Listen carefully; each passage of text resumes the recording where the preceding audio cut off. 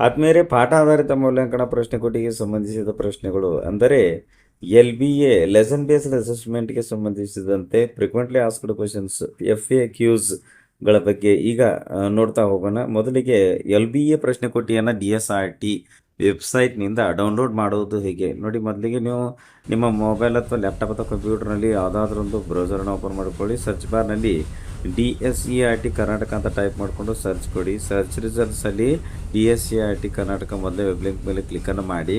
ನಂತರ DSERT ವೆಬ್ಸೈಟ್ನ ಒಂದು home ಪೇಜ್ಗೆ ಬಂದಾಗ ಸೇವೆಗಳು ಮತ್ತು ಯೋಜನೆಗಳು ಈ ಒಂದು ವಿಭಾಗದಲ್ಲಿ ಪಾಠ ಆಧಾರಿತ ಮೌಲ್ಯಾಂಕನ ಸಾಮಗ್ರಿಗಳ ಮೇಲೆ ಕ್ಲಿಕ್ಕನ್ನು ಮಾಡಿ, ಅಥವಾ ಇಲ್ಲಿ ಅದರ ಒಂದು ಲಿಂಕನ್ನು ಕೊಡಲಾಗಿದೆ ಡಿಸ್ಕ್ರಿಪ್ಷನ್ ಬಾಕ್ಸ್ನಲ್ಲಿ. ಲಿಂಕ್ ಮೇಲೆ ಕ್ಲಿಕ್ ಮಾಡಿದ್ರೆ ಡೈರೆಕ್ಟಾಗಿ LBA ಮಟೀರಿಯಲ್ಸ್ಗಳ ಒಂದು ಪೇಜ್ಗೆ ತಾವು ರೀಡೈರೆಕ್ಟ್ ಆಗ್ತೀರಿ.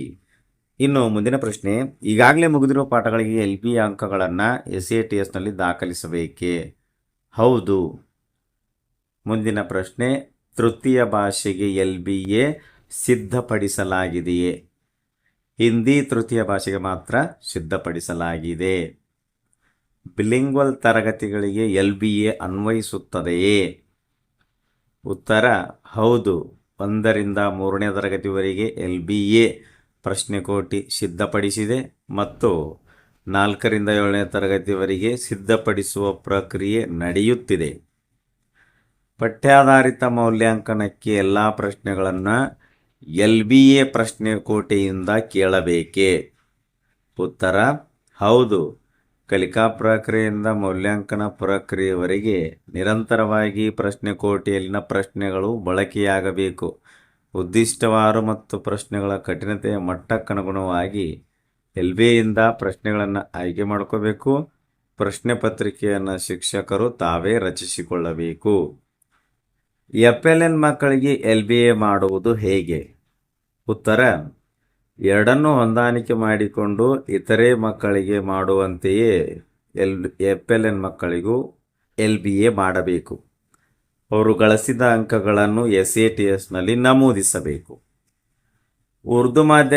ಉರ್ದು ಮಾಧ್ಯಮಕ್ಕೆ LBA ಪ್ರಶ್ನೆಕೋಟಿಯನ್ನು ಒದಗಿಸಲು ಕೋರಿದೆ.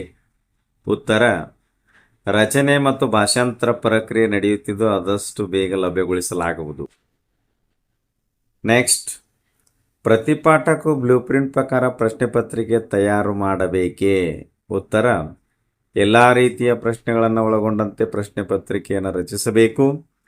1ರಿಂದ 5ನೇ ತರಗತಿಯವರೆಗೆ 10 ಲಿಖಿತ ಮತ್ತು 5 ಮೌಖಿಕ, 6ರಿಂದ 10ನೇ ತರಗತಿಯವರೆಗೆ 20 ಲಿಖಿತ. ಮರುಸಿಂಚನ ಕಾರ್ಯಕ್ರಮ ಅನ್ವಯಿಸುವ ಜಿಲ್ಲೆಗಳು LBAಯಿಂದ 15 ಅಂಕಗಳ ಪ್ರಶ್ನೆಗಳು ಮತ್ತು ಮರುಸಿಂಚನದಿಂದ 5 ಅಂಕಗಳ ಪ್ರಶ್ನೆಗಳು, ಒಟ್ಟು 20 ಅಂಕಗಳಿಗೆ ಪ್ರಶ್ನೆ ಪತ್ರಿಕೆಯನ್ನು ಸಿದ್ಧಪಡಿಸುವುದು. ಈ ಕಾರ್ಯಕ್ರಮ ಅನ್ವಯಿಸದ ಜಿಲ್ಲೆಗಳು 20 ಅಂಕಗಳಿಗೆ ಪ್ರಶ್ನೆಗಳನ್ನು LBAಯಿಂದ ಪರಿಗಣಿಸುವುದು. ಮುಂದಿನ ಪ್ರಶ್ನೆ, ರೂಪಣಾತ್ಮಕ ಮೌಲ್ಯಾಂಕನ FA ಮತ್ತು ಸಂಕಲನಾತ್ಮಕ ಮೌಲ್ಯಾಂಕನ SA ಇವುಗಳನ್ನು ಮಾಡುವ ಅವಶ್ಯಕತೆ ಇದೆಯೇ? ಉತ್ತರ ಹೌದು. FA ಮತ್ತು SAಗಳನ್ನು ಮಾಡುವುದರಲ್ಲಿ ಯಾವುದೇ ವ್ಯತ್ಯಾಸವಿಲ್ಲ. ಹಿಂದಿನ ವರ್ಷಗಳಲ್ಲಿದ್ದಂತೆ ಮಾಡುವುದು ಹಾಗೂ ಇಲಾಖೆಯಿಂದ ನೀಡಿರುವ ಮೌಲ್ಯಾಂಕನ ಸುತ್ತೋಲೆಯಂತೆ ಕ್ರಮವಹಿಸುವುದು.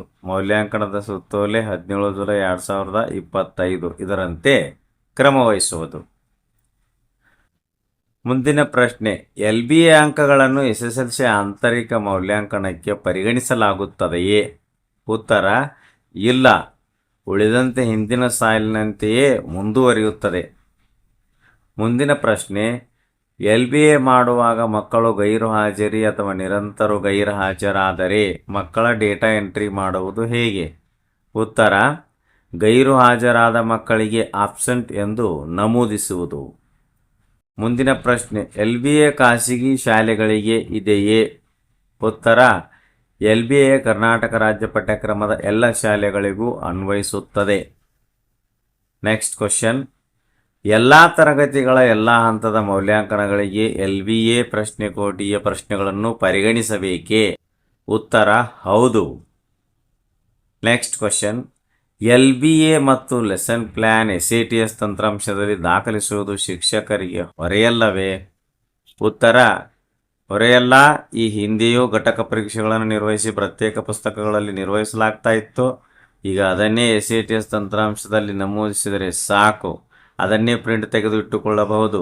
ಇದು ಟೀಚರ್ ಫ್ರೆಂಡ್ಲಿ ಆಗಿದ್ದು ದಾಖಲಿಸಿದ LBA ಅಂಕಗಳಿಗನುಗುಣವಾಗಿ ಹಲವಾರು ರೀತಿಯ ವಿಶ್ಲೇಷಣಾ ವರದಿಯನ್ನು ಪಡೆದು ಮಕ್ಕಳ ಕಲಿಕೆಯನ್ನು ಸಾಧಿಸಲು ಕಾರ್ಯತಂತ್ರಗಳನ್ನು ರೂಪಿಸಬಹುದು ಮತ್ತು ಬರವಣಿಗೆ ಕೆಲಸ ಕಡಿಮೆಯಾಗುವುದು, ಕಲಿಕೆಯನ್ನು ಅನುಕೂಲಿಸಲು ಹೆಚ್ಚಿನ ಸಮಯ ಲಭ್ಯವಾಗುತ್ತದೆ. ನೆಕ್ಸ್ಟ್ ಕ್ವೆಶನ್, SATSನಲ್ಲಿ LBA ಅಂಕಗಳನ್ನು ವಿಭಾಗವಾರು ದಾಖಲಿಸಲು ಅವಕಾಶ ಕಲ್ಪಿಸಲಾಗಿದೆಯೇ? ಹೌದು. LBA ಮಾದರಿ ಪ್ರಶ್ನೆ ಪತ್ರಿಕೆ ಯಾವಾಗ ನೀಡುತ್ತೀರಿ? DSCRT ವೆಬ್ಸೈಟ್ನಲ್ಲಿ ಲಭ್ಯವಿದೆ. ಪಾಠ ಆಧಾರಿತ ಮೌಲ್ಯಾಂಕನವನ್ನು 25 ಅಂಕಗಳಿಗೆ ಬದಲಾಗಿ 10 ಅಂಕಗಳಿಗೆ ಲಿಖಿತ ಮತ್ತು 10 ಅಂಕಗಳಿಗೆ ಮೌಖಿಕ, ಒಟ್ಟು 20 ಅಂಕಗಳಿಗೆ ಮಾಡಲು ಅವಕಾಶವಿದೆಯೇ? ಉತ್ತರ: 1ರಿಂದ 5ನೇ ತರಗತಿಯವರೆಗೆ 10 ಲಿಖಿತ, 5 ಮೌಖಿಕ. 6ರಿಂದ 10ನೇ ತರಗತಿಯವರೆಗೆ 20 ಲಿಖಿತ. ಮರುಸಿಂಚನ ಕಾರ್ಯಕ್ರಮ ಅನ್ವಯಿಸುವ ಜಿಲ್ಲೆಗಳು LBAಯಿಂದ 15 ಅಂಕ ಪ್ರಶ್ನೆಗಳು ಮತ್ತು ಮರುಸಿಂಚನದಿಂದ 5 ಅಂಕಗಳ ಪ್ರಶ್ನೆಗಳು, ಒಟ್ಟು 20 ಅಂಕಗಳಿಗೆ ಪ್ರಶ್ನೆ ಪತ್ರಿಕೆಯನ್ನು ಸಿದ್ಧಪಡಿಸಬೇಕು. ಈ ಕಾರ್ಯಕ್ರಮ ಅನ್ವಯಿಸುವುದು ಅಂದರೆ ಮರುಸಿಂಚನ ಕಾರ್ಯಕ್ರಮ ಯಾವ ಜಿಲ್ಲೆಯಲ್ಲಿಲ್ಲ ಆ ಒಂದು ಜಿಲ್ಲೆಯವರು 20 ಅಂಕಗಳಿಗೆ ಪ್ರಶ್ನೆಗಳನ್ನು LBAಯಿಂದ ಪರಿಗಣಿಸಬೇಕು. ಮುಂದಿನ ಪ್ರಶ್ನೆ, ಭಾಷೆಯಲ್ಲಿ ಪ್ರತಿ LBAಗೆ ಒಂದು ಪಾಠ ಮತ್ತು ಒಂದು ಪದ್ಯವನ್ನು ಸೇರಿಸಿ ಪರಿಗಣಿಸಬಹುದೇ? ಉತ್ತರ: ಇಲ್ಲ. ಎಲ್ಲ ತರಗತಿಗಳ ಸಮಾಜ ವಿಜ್ಞಾನಗಳ ವಿಷಯಗಳಲ್ಲಿ ಪಾಠಗಳ ಸಂಖ್ಯೆ ಹೆಚ್ಚಾಗಿದೆ. 10ನೇ ತರಗತಿಯವರಿಗೆ 33, 9ನೇ ತರಗತಿಯವರಿಗೆ 33, 8ನೇ ತರಗತಿಯವರಿಗೆ 30, 7ನೇ ತರಗತಿಯವರಿಗೆ 33 ಹಾಗೂ 6ನೇ ತರಗತಿಗೆ 30 ಹೀಗೆ ಪಾಠಗಳಿದ್ದು 2-3 ಪಾಠ ಸೇರಿಸಿ LBA ಮಾಡಬಹುದೇ? ಉತ್ತರ: ಇಲ್ಲ. ಇನ್ನು SATSನ ಒಂದು ಇಶ್ಯೂಸ್ಗೆ ಸಂಬಂಧಿಸಿದಂತೆ SATS ತಂತ್ರಾಂಶದಲ್ಲಿ ಲಾಗಿನ್ ಆಗಲು OTP ಎಂಟ್ರಿ ಮಾಡಲು ಆಗುತ್ತಿಲ್ಲ. EDS ಮತ್ತು SATSನಲ್ಲಿ ಮಾಹಿತಿ ಅಪ್ಡೇಟ್ ಮಾಡಿದ್ದಲ್ಲಿ ಎಂಟ್ರಿ ಮಾಡಬಹುದು. LBA ಅಂಕ ದಾಖಲಿಸಲು ಅನುದಾನಿತ ಶಿಕ್ಷಕರಿಗೆ SATS ಲಾಗಿನ್ ID ಯಾವುದಾಗಿರುತ್ತದೆ? ಉತ್ತರ: HRMS ಸಂಖ್ಯೆಯು ಲಾಗಿನ್ ID ಆಗಿರುತ್ತದೆ. ಲೆಸನ್ ಪ್ಲಾನ್ ಮತ್ತು LBA ದಾಖಲಿಸಲು ಮೊಬೈಲ್ನಲ್ಲಿ ಅವಕಾಶವಿದೆಯೇ?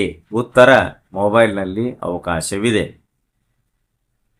ಮುಂದಿನ ಪ್ರಶ್ನೆ, ವಿದ್ಯಾರ್ಥಿಗಳ ಪೂರ್ಣ ಹೆಸರು LBAನಲ್ಲಿ ಬರುತ್ತಿಲ್ಲ. ಉತ್ತರ: ಪೂರ್ಣ ಹೆಸರು ಬರುವಂತೆ ಕ್ರಮ ವಹಿಸಲಾಗಿದೆ. ಸೊ ಇದಿಷ್ಟು ಏನಪ್ಪ ಅಂದರೆ DSERT ಒಂದು ವೆಬ್ಸೈಟ್ನಲ್ಲಿ ಪಾಠಾಧಾರಿತ ಮೌಲ್ಯಾಂಕನದ ಪ್ರಶ್ನೆ ಕೋಟಿಗಳಿಗೆ ಸಂಬಂಧಿಸಿದಂತೆ FAQs ಮತ್ತು ಅವುಗಳಿಗೆ ಉತ್ತರವನ್ನು ಇಲ್ಲಿಯವರೆಗೆ ನೋಡಿದೆವು. ವಿಡಿಯೋ ಇಷ್ಟ ಆದರೆ ಲೈಕ್ ಮಾಡಿ, ಉಪಯುಕ್ತ ಅನಿಸಿದರೆ ಶೇರ್ ಮಾಡಿ. ಈ ರೀತಿ ವಿಡಿಯೋಗಳಿಗಾಗಿ ಚಾನಲ್ಗೆ ಸಬ್ಸ್ಕ್ರೈಬ್ ಆಗಿ, ಬೆಲ್ ಬಟನ್ ಪ್ರೆಸ್ ಮಾಡಿ, ನೋಟಿಫಿಕೇಷನಲ್ಲಿ ಆಲ್ ಸೆಲೆಕ್ಟ್ ಮಾಡಿಕೊಳ್ಳಿ. ನಾವು ಮಾಡೋ ವಿಡಿಯೋಗಳ ಅಪ್ಡೇಟ್ಸ್ ಪಡಿತಾ ಇರಿ. Thanks for watching. ಧನ್ಯವಾದಗಳು. ವಂದೇ ಮಾತರಂ.